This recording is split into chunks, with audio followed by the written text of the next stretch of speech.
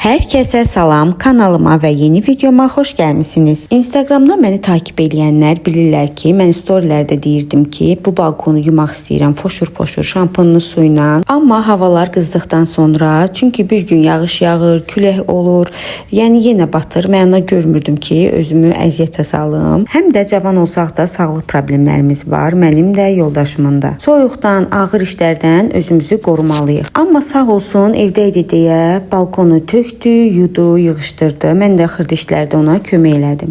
Əslində həmişə balkon yolanda evin işi 2 qat artır. Çünki balkonun qapısı açıq olur. Oranın tozu, torpağı, palçığı evə gəlir. Düzü mənim evdə öz işlərim də var idi. İnanın ki, mənim öz işim 2 qat artdı. Arxa fonda gördüyünüz dağınıqlıq isə balkonun dağınıqlığıdır. Ona görə də sizdən üzr istəyirəm. Mən çalışıram ki, əslində yağı kənddən alım. Elə olur ki, kənddə yağ tapmaq olmur.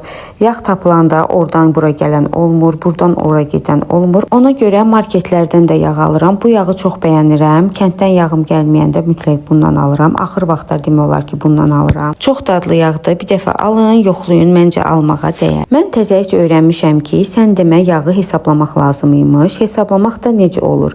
Deməli, sən əgər 2 kilo yağ almısansa və onu əritmisənsə, deməli, sənin hal-hazırda kilo yarım ərinmiş yağın var. Yağın yarım kilosunu tortasına, ayranına görə çıxırlarmış. Amma mən isə elə bilirdim ki, 2 kilo yağ əritmişəmsə, ərinmiş yağım da 2 kilodur. Düzü mən elə xırdalıqlara getmirəm, amma eşidəndə mənə də maraqlı gəldi. Belə məntiqlə fikirləşəndə elə düz çıxır.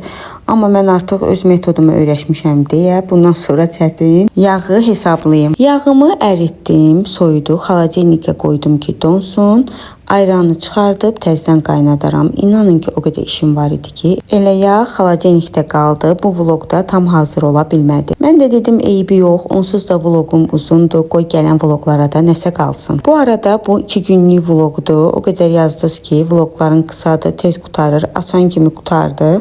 Mən də uzatdım. İnşallah axıra kimi baxarsınız. Aprelin 27-si bizim evlilik il dönümümüzdür. Evlilik il dönümümüz deyəndə ki, mənim qız toyumun 8 ili tamam olur. Bir aydan sonra yenə vlogda paylaşsam ki, evlilik il dönümümü qeyd edirəm. Təəccüblənməyin. Bilin ki, onda da oğlan toyumu qeyd edirəm. Ümumiyyətlə mən bayramlardır, özəl günlərdir qeyd eləməyi xoşlayıram. Maraqlı gəlir mənə. Elə bilirəm ki, həyatıma fərqlilik qatır. Bu münasibətlə də dedim durum tort bişirim. Biskvitin reseptini aşağıda açıqlamalar bölməsində yazacağım. İstəyən olsa keçid edib oradan baxa bilər. Çəkilişini də elədim ki, həm də hazırlama qaydasını öz gözlərinizlə də görəsiniz. Ümumiyyətlə əvvəllər kimdənsə dəqiq resept almaq çox çətin idi. İstər qohum olsun, qonşu olsun, istər YouTube olsun, Instagram olsun, dəqiq resepti heç kimə vermirdi. Kimsə də resept paylaşanda resepti əskik yazırdı. Necə olurdusa ancaq onda alınırdı, başqa heç kimdə alınmırdı. İnanın ki, o qədər ərzaq xarab eləmişəm elə reseptlərlə. Amma indi necə olubsa dövran dönüb, hamı resepti düzgün paylaşır. Hansı resepti eləyirsənsə alınır. Elə mən də bu resepti bir bloger xanımdan götürmüşəm. Artıq başqa resept bilmirəm, ancaq bundan eləyirəm. Həm hazırlanması rahatdır, hamı başa düşür bu resepti. Həm də ki, biskvitinin teksturasını çox xoşlayıram, çox dadlı olur. Toydu, toy, bəh-bəh. Bizim şəhərciyimiz balaca bir şəhərcikdir. Yayda 1 il tamam olacaq ki, biz burada yaşayırıq. Amma ona baxmayaraq artıq hansı binada toydu, hansı binada köçdü, belə maraqlı və vacib məlumatları istəmədən də olsa görürük və bilirik. Bunun da öz marağı var. Biz həyət evində yaşayanda inanın ki, mənə elə gəlirdi ki, artıq heç kim evlənmir, heç kim toy eləmir. Həyat mənə çox darıxdırıcı gəlirdi. Düzdür, ailəm yanımdadır, uşaqlarım yanımdadır. Amma ki, insanın sosial çevrəsi də olmalıdır. Adamın bir fikri dağılmalıdır. Həyat ancaq ailədən və uşaqdan ibarət deyil. Bir də mənə elə gəlir ki, harda yaşayırsınızsa yaşayın, ətrafınızda sizi sevən insanlar olmalıdır. Bu mənim şəxsi fikrimdir. Ola bilər ki, səhv fikirləşirəm, amma mənim düşüncəm belədir. İndi isə keçək tropik tortumuza. Bu mango dolğusudur. Bunu bundan qabaqki vloqumda göstərmişdim. Tort ləvazimat yerlərindən almışam. Səhv eləmirəmsə bu qədərinə 1 manat 75 qəpik vermişəm. Belə dolğular kilo ilə satılırlar. Bir balaca bankası 1.75, 1.80'da düşür. Yəni o da sizin aldığınız dolğuya, jeleyə görə qiyməti dəyişir. Evdə banan jelesi də var idi, az qalmışdı. Dedim onu da istifadə eləyim. Həm qutarsın, həm də elə adı üstündə tropik tortdur. Qoy dolğusu da, jelesi də tropik olsun. Bir də onu deyim ki, əgər evdə tez-tez tort bişirirsinizsə, bu tort kəsən alətdən mütləq alın. Qiyməti çox baha deyil. Səhv eləmirəmsə, ya 6 manat idi, ya 8 manat. Bu qiymət civarındaydı. Biskviti daha səliqəli və tez kəsir. Əslində tort bişirərkən gərək biskviti bir gün qabaqcadan bişirəsiniz ki, soyumalıdır, rahat kəsilməlidir, özünə gəlməlidir. Amma mən gec qərar verdim tort bişirəcəyimə. Ona görə də səhər bişirdim, günorta soyutdum, axşam artıq doğradım və yığdım. Həmişə məndən qaymağı da soruşurlar. Demək olar ki, mən bütün qaymaqlardan almışam, istifadə eləmişəm, dadlarını bilirəm. Ən dadlısı mənə görə ambiyantedir. Onun da bir qutusu 7 manat 50 qəpik. Təbii ki, ucuz qaymaqlar da var. Ucuz qaymaq da dediyim, ən ucuzunu mən 5 manata görmüşəm. Ondan aşağı qiyməti olan bir qaymaq görməmişəm. Təbii ki, zövq məsələsi də var. Mənə elə gəlir ki, mən o qaymaqları yeyəndə boş, şirin köpük yeyirəm. Mənə heç bir dad gəlmir oradan. Amma ambiyante doğrudan da çox dadlı və yağlı qaymaqdır. Mən həm də ki, skoşonusunu az tökürəm, çünki belə xoşlayıram. Bir də onu da deyim, qoy ürəyimdə qalmasın. Mən tortu ümumiyyətlə özümüz üçün bişirirəm. Yəni professional şəkildə bu işə başlamamışam. Hər hansısa bir kurslara falan getməmişəm. Elə evdə özümüz üçün bişirə-bişirə müəyyən bir səviyyəyə gəlib çatmışam. Kimsə də məndən nəsə də soruşanda inanın ki, nöqtəsinə qədər resept də vermişəm, izah da eləmişəm ki, əgər eləyirsə qoy onda da alınsın. Çünki ortada mənim adım var, sanım var. Yəni mənə yaraşmır. Özümə yaraşdırmıram kiməsə səhv resept verməyi, ya kömək eləməməyi. Mənim ümumiyyətlə təbiətimdə yoxdur belə bir şey. Amma elə suallar olur ki, mən o suallara dəqiq cavab verə bilmirəm və oluram pis. Əsasən də hansı suallardır, indi sizə deyəcəm. Deməli, məndən soruşurlar ki, mən tortun içinə nə qatsam super dadlı olar, çox dadlı olsun, dəhşət dadlı bir şey olsun. Mən ona nə qatım? Mən də bu sualın qarşılığında deyirəm ki, məsələn, karamelli şokoladlı tort çox dadlı olur, vişnə dolğulu tortlar, malina dolğulu tortlar çox ləzzətli olur. Mən onları çox xoşlayıram. Mənə görə belə tortlar çox dadlıdır. İndi sən də bax öz zövqünə görə necə bir tort hazırlamaq istəyirsən. Axır qarşılığında aldığım cavab da o olur ki, sən mənə dəqiq demədin ki, mən gedim nə alım? Tortumu nəli bişirim ki, qeyri-adi dadı olsun. Bilmirəm, səhvəm yoxsa düzəm. Mənə elə gəlir ki, insanların ağız dadı fərqlidir. Mənə görə qeyri-adi gələn bir şey kiməsə görə adi gələ bilər və yaxud əksi ola bilər. Bəs siz bu barədə nə fikirləşirsiniz? Xahiş edirəm mənə yazın yorumlarda, bilim. Çünki mənə çox vacibdir. Belə suallar, mesajlar mən demək olar ki, çox tez-tez alıram və çaşıb qalıram ki, mən nə deyim. Ona görə də fikirləriniz mənim üçün çox vacibdir. Bu arada tortu axşam yığdım. Çəkiliş edərkən telefonumun yaddaşı dolubmuş. Bəzi hissələri düşməyib ümumiyyətlə. Bir də tort sıvıyanda 1-2 yer var ki, orada telefonumun yaddaşı dolub, çəkməyib. Mənim də xəbərim olmayıb. Başım qarışıb torta işə, baxmamışam telefona ki, telefon çəkir ya yox. Amma bundan sonraki növbəti tortumda diqqətli olacağam ki, çəkilişini eləyim, sizinlə də paylaşım. Siz isə kanalıma hələ də abunə deyilsinizsə, abunə olun, videolarıma baxın, bəyənirsinizsə, bəyən düyməsini basın, yorum yazmağı da unutmayın. Çəkilişdə içindəki dolğular az görsənir, amma heç də az değildi.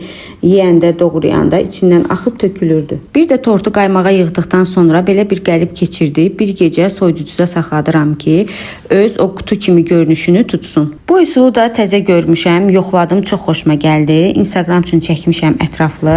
Ancaq deyəsən siz onlardan daha tez görəcəksiniz. Deməli, əgər toz boyalardan istifadə edirsinizsə, toz boyanı ən azı bir 10 dəqiqə isti suda saxladıb əritmək lazımdır ki, kreminizdə düyün-düyün qalmasın. Kreminizin teksturası belə hamar, rəngi də gözəl alınsın. Bir də tortuvuzun üstünün düppədüz olmasını istəyirsinizsə, tortu belə tərs çevirin. Tortu qaymağa yığanda da nəzərə alın ki, tortun altına qoyduğunuz biskvit onun üstü olacaq. Ona görə altdakı biskviti xüsusi seçin. Mən öz kremimdə bir səhv elədim ki, qoy o səhvi sizinlə də paylaşım. Əgər qaymaqdan istifadə edirsinizsə, üst qatına əsasən həmin də qaymağı çalırsınız və üstünə vurursunuz. Onda sıvamaq daha asandır və belə köpük-köpük qalmır. Mən isə nə etdim? Axşamdan qalan krem də var idi. Kremim gördüm ki çatmayacaq, az olacaq. O kremlərin ikisini təzə elədiyim kremlə axşamdan qaldığı kremi qatışdırdım və teksturası belə alındı. Bəzəmək üçün qalan kremimə isə suda açılmış adi şəffaf gel qatıram ki, bəzəkləri yaxşı görsənsin, qəşəng alınsın. Əgər siz də kreminizdə hər hansı bir problem yaşadınızsa və yaxud mənimki kimi çox bərk oldusa, onda üstünə sprey şüşələrdə su doldurun və fıskırdın və yaxud şpateri yaş eləyin, üstündən keçin və düppədüz olacaq. Şərt deyil ki, mütləq kreminizdə problem olsun və siz su fıskırdasınız. Bunu normal kremlərdə də edirlər ki, tort daha yaxşı və düzgün sıvansın. Mənim də kremimdən az qalmışdı. Qorxdum ki, çatmayacaq. Biraz həyəcan keçirtdim. Ona görə üstünü birinci elədim.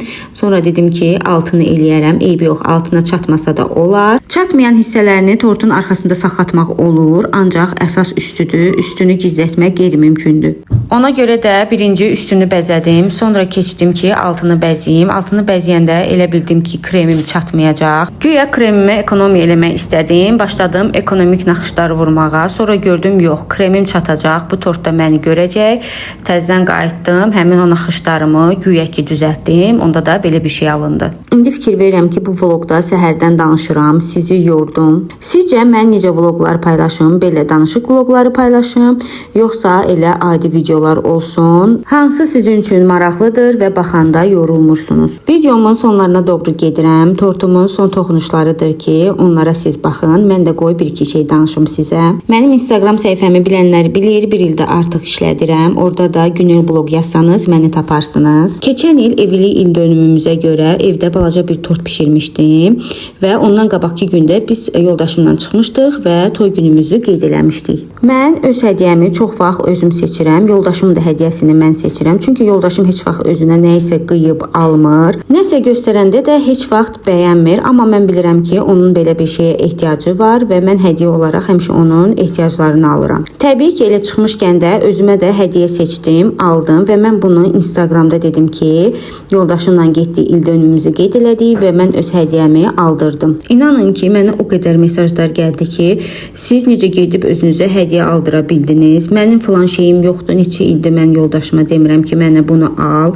Ən çox da bir xanım yazmışdı ki, sən necə gedib hədiyyə seçə bildin, utanmadın. İnanın, mənə o qədər qəribə gəldi ki, belə mesajlar. Birinci düzü çox əhəmiyyət vermədim. Dedim, ola bilər bir-iki nəfərin fikridir. Amma elə mesajlar artmağa başladıqca artıq mənim də qəribimə gəldi ki, necə ola bilər ki, insan istədiyi şeyi yoldaşından istəyə bilməsin, ümumiyyətlə utansın.